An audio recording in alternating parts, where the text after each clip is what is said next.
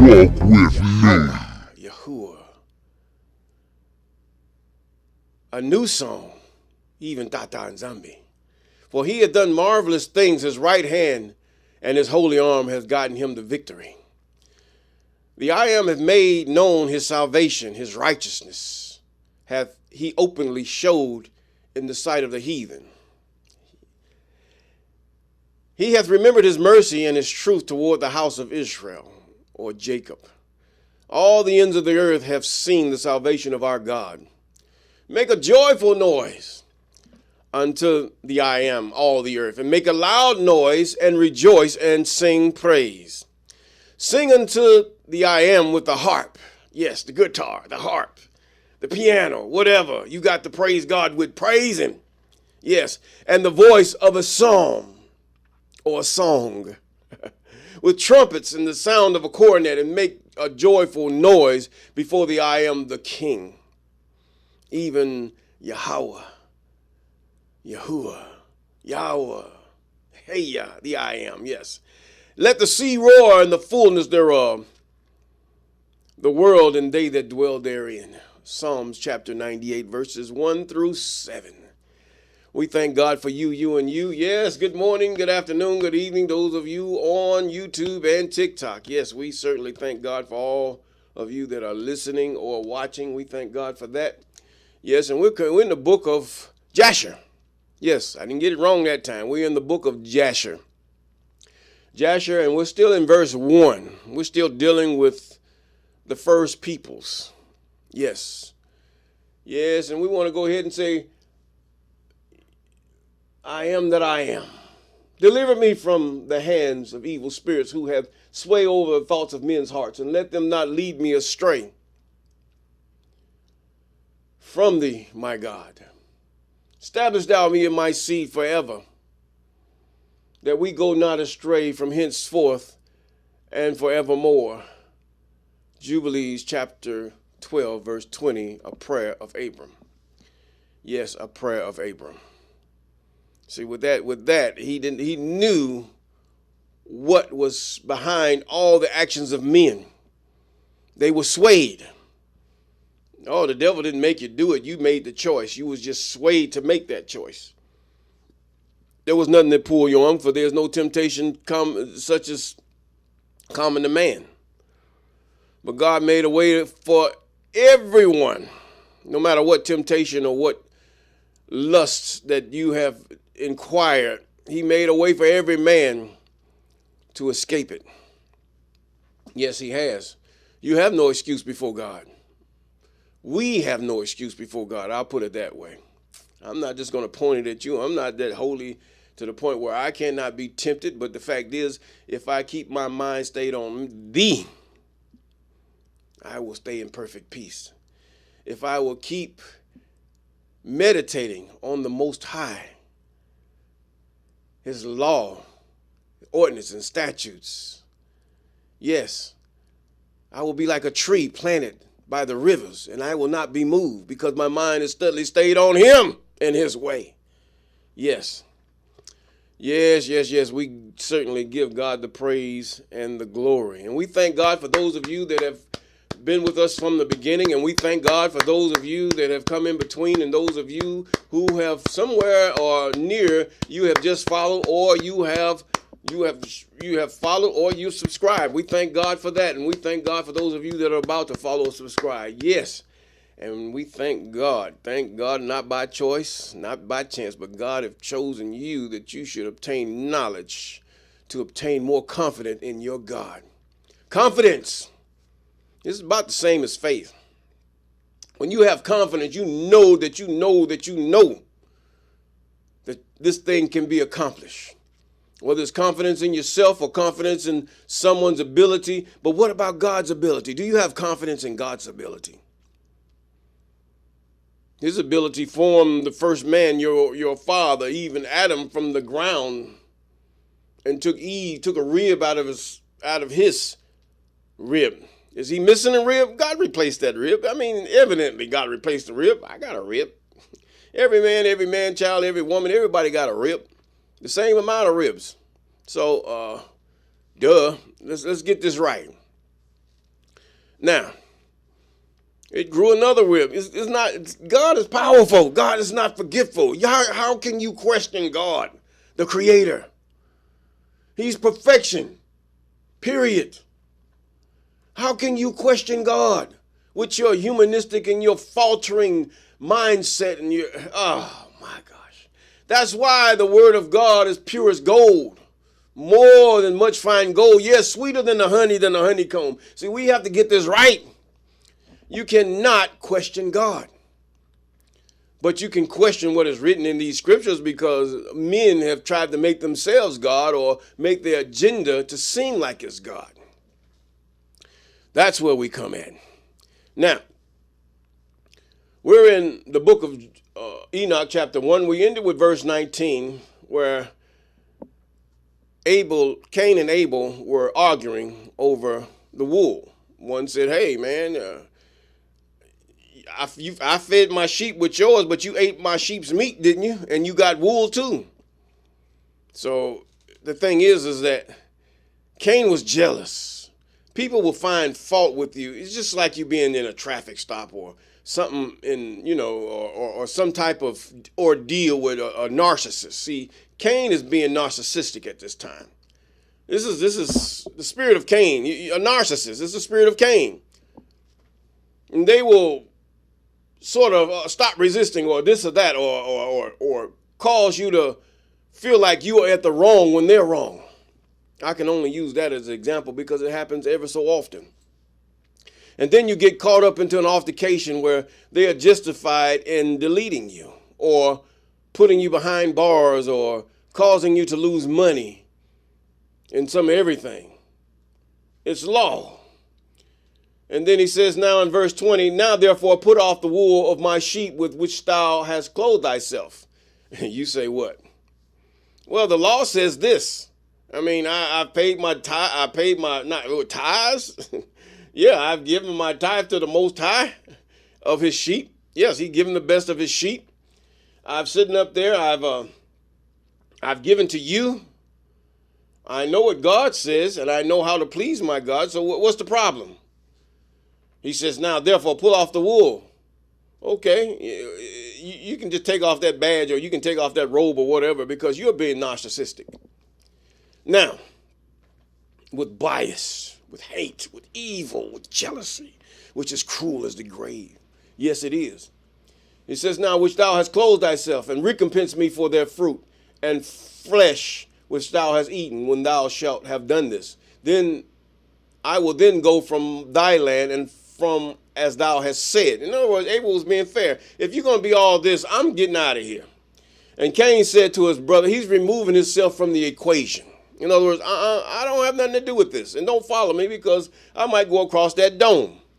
And Cain said to his brother Abel, surely if I slay you or thee this day, who will require of thy blood? In other words, this is where things are happening. They say if I slay you, if I hang you, if I do this, who's going to care? I'm going to get away with it.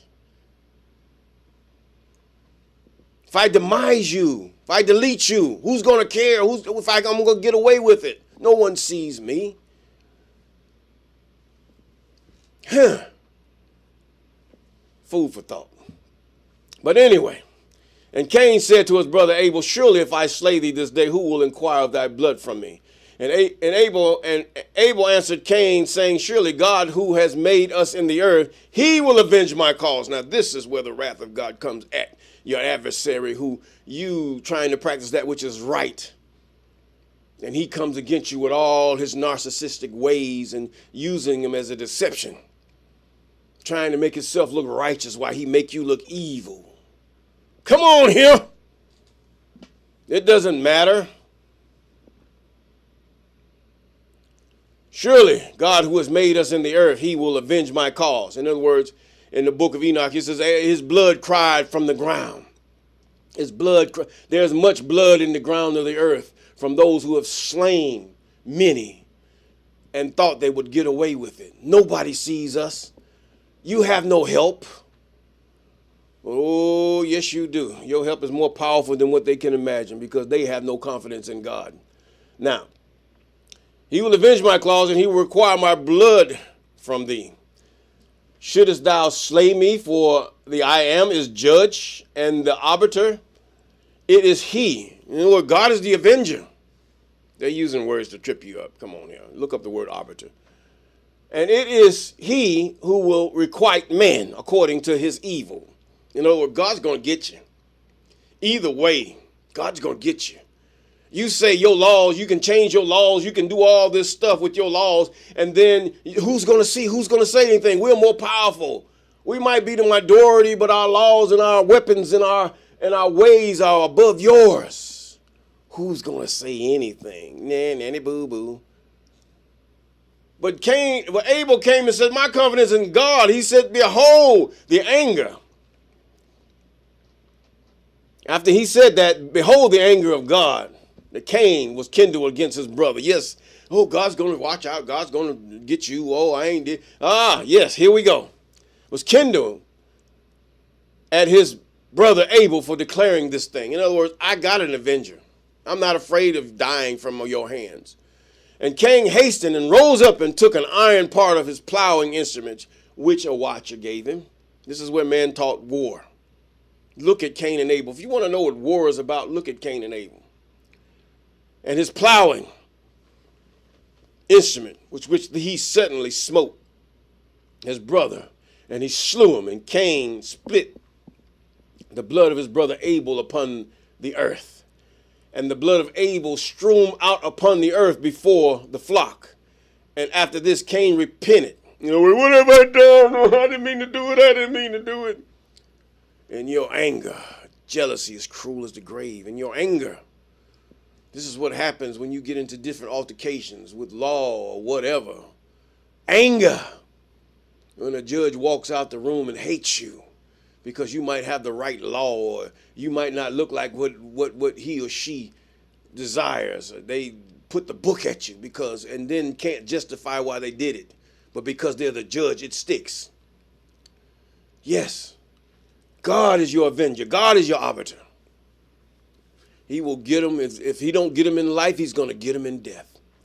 Yes, he will. And verse 26, and after this, Cain repented, having slain his brother, and he was sadly grieved, and he wept over him, and it troubled him exceedingly. It also renders the word vexed him exceedingly. I didn't mean to do it. I'm too young for this. No, you're not. No, you're not. I don't care if you're 10 years old.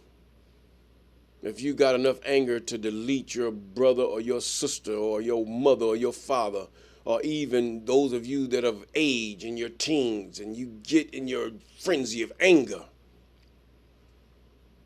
nah, you have just grown up. You have just caused your innocence is gone, deleted. Only mercy you have on this earth is that you look like the judge.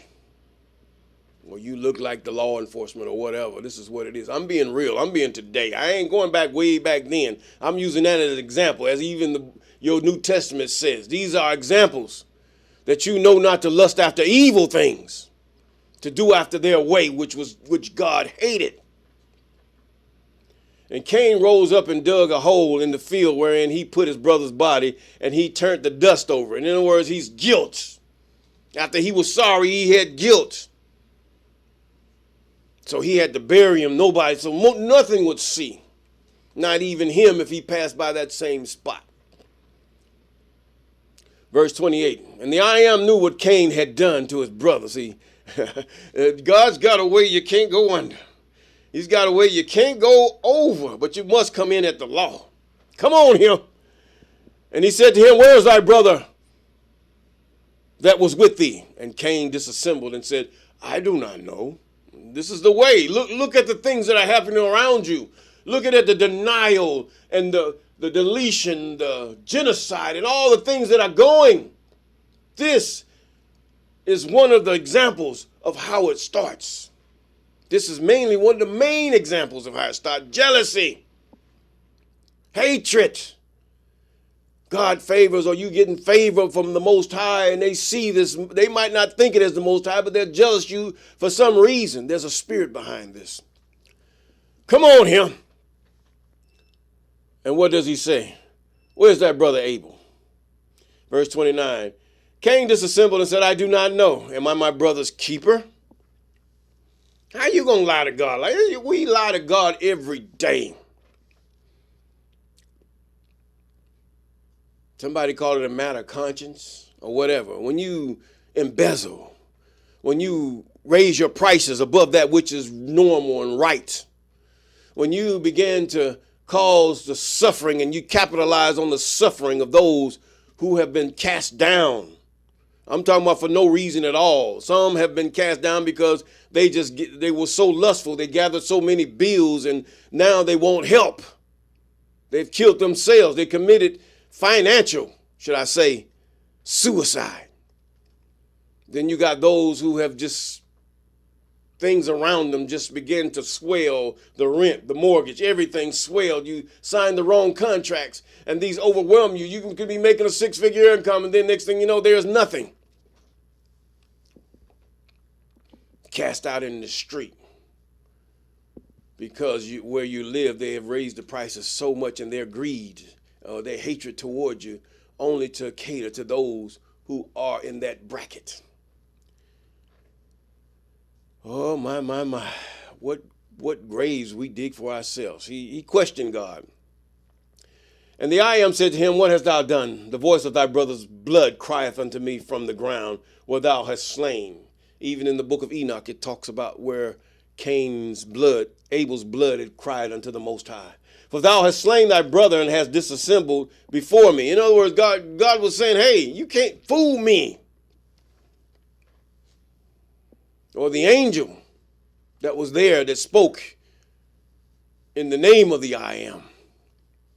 You can't fool me. And didst imagine in thy heart that I saw thee not, nor knew all thy actions? Verse 31, but thou didst this thing and didst slay thy brother for nothing. In other words, it's nothing. You slay your brother financially. You slay your brother physically. You slay your brother. You demise the female for nothing. A few minutes of your pleasure because you are just so excited and elated and your lust is so generated because you want to do this thing so vehemently. But then what happens? I didn't do nothing. You hide. You wish you never done it. Then God sees you. Then you wonder why the things that happen. Or you hate the hue of a person so bad. You don't know why you hate him. He's just different than you. Just different from you. Maybe they're a little fat. Or maybe they just have a flatter nose or a straighter nose. Or their eyebrows shaped different. But you just hate them. God is not mocked. Whatsoever a man soweth, that shall he also reap. And this is a true saying. He says now, from the ground which openeth his mouth, thy brother's blood from thy hand wherein thou hast buried him. And it shall be when thou shalt till it, it shall no more give thee its strength. In other words, this ground is cursed. As in the beginning, for thorns and thistles in the ground, the produce. And thou shalt be moving and wandering in the earth until the day of thy death. And guess what? It was Cain's child that killed him. Abel's child that killed him. And at that time, his own grandson. Let me put that away. And at that time, Cain went out from the presence of the I am and place where he was. And he went moving and wandering in the land toward the east of Eden, and he and all belongings to him. And Cain knew his wife in those days, and she conceived and bare a son. That was his sister, yes. And he called his name Enoch, saying, in that time the I am began to give him rest and quiet in the earth. And at that time Cain also began to build a city. And he built a city and called the name of the city Enoch, according to the name of his son. For in those days the I am had given rest upon the earth, and did not move about and wander as in the beginning. And Arad was born to Enoch, and Arad began Machuhiel, and Machuhiel begat Methusiel. And with that, we're going to say